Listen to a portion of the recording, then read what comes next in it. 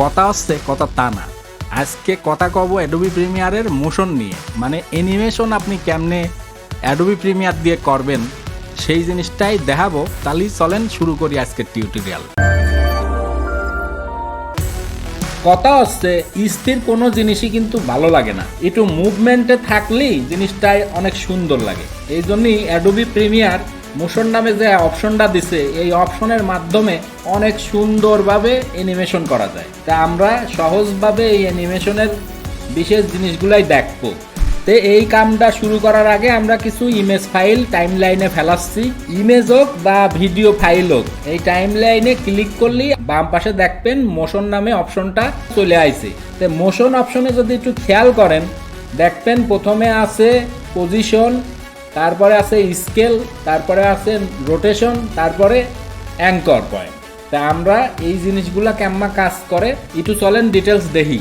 মোশনের পর ক্লিক করলে দেখবেন যে টাইম লাইনের যে ফাইলটা ফেলাইছেন সেটা ইমেজ হোক আর ভিডিও সিলেকশনের একটা সার্কেল চলে আসবে, জেনে টানলে আপনি একটু বড় ছোটও করতে পারবেন।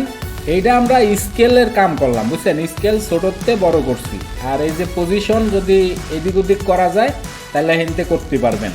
এই যে উপর নিচ হইলো ডাইন পাশেরটা আর বাম পাশেরটা হইলো ডাইন বাম। আচ্ছা, এখানে রোটেশন যেটা আপনি একটু ঘুরোতে পারবেন যদি প্রয়োজন অনুসারে।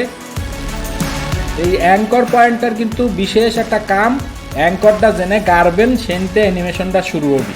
একটু খেয়াল করলে দেখলি বুঝতে পারবেন। আমি যে পাশেই অ্যাঙ্কর করব ওই জায়গাটার থেকে অ্যানিমেশনটা শুরু হবে। আশা করি অ্যাঙ্করের কাজটা বুঝছেন। আর অপাসিটিটা হইলো যে অপাসিটি কমানো বাড়ানোর জন্য এনতে যতটুক পার্সেন্ট দেবেন ততটুক অপাসিটি থাকবি, আর কমবি আর বাড়বি। চলেন তাহলে একটু মোশন করি। তো মোশন করার জন্য এই যে পজিশন আর স্কেলে আমরা একটু কি ফ্রেম নিয়ে নিলাম। তো এখানে একটা জিনিস মনে রাখবেন যে আপনি কোনতে মোশনটা শুরু করবেন আর কোনে যা শেষ করবেন, দুই মাথায় দুইটা বল্টু মানে দুইটা কি ফ্রেম নেবেন।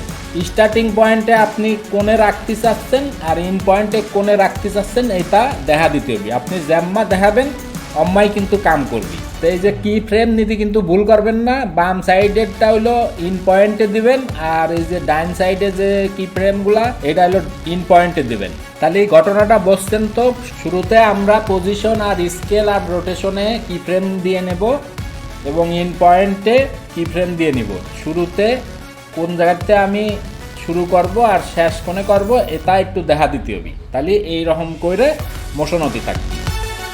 আচ্ছা, মোশন হয়ে গেলে আমি একটা জিনিস দেখাচ্ছি যে আমরা কোনো সময় লোগো ইউজ করি। তো লোগো ইউজ করতে গেলেই আপনি পিএনজি ফাইল যদি নিয়ে আসেন তাহলে ব্যাকগ্রাউন্ডে কিছু থাকবি না।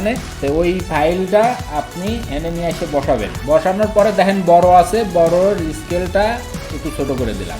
এখানে পার্সেন্টটা আপনি লিখেও দিতে পারেন, আবার টাইমে এদিক ওদিকও করে দিতে পারেন। 15% নিলাম, এখন পজিশনটা ঠিক করে দিচ্ছি।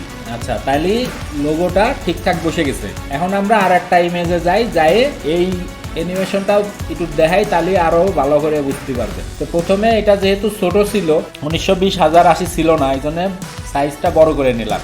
বড় করে নেওয়ার পরে তো এই যে কি ফ্রেমের ইন পয়েন্টে আমি একটু বড় করে নিছি, পরে আবার একটু ছোট করে নিছি, যার কারণে জুম ইন হচ্ছে। এখন আপনারা আর একটু ভালো করে লক্ষ্য করেন, এই যে কি ফ্রেম নিলাম, ইন পয়েন্টে রোটেশনও নিলাম, অ্যাঙ্কর পয়েন্ট সবগুলাই দিলাম। দেওয়ার পরে এখন আবার এটার স্কেলটা আবার একটু বাড়াবো। তাহলে কী হবে দেখেন, এই যে স্কেল বাড়ালাম, রোটেশনটা একটু চেঞ্জ করে দিলাম, তাহলে এই মোশনের মধ্যেও একটু ভেরিয়েশন পাওয়া যাবে। তাহলে মোটামুটি এই হলো মোশনের কাম। এইটা দিয়ে আপনি স্লাইড শো সুন্দর করে বানাতে পারেন। কখনো কখনো আমাদের ছোট ভিডিও আসে, ওই ভিডিওগুলো টাইনে বড় করতে হয়। আবার স্থির থাকলে হালকা মোশনে রাখলে মিউজিকের সাথেও ভালো লাগে। তো এইভাবেই হলো মোশনের কাম করতে হয়। কোনো সমস্যা থাকলে বুঝতে একটু কমেন্ট করেন।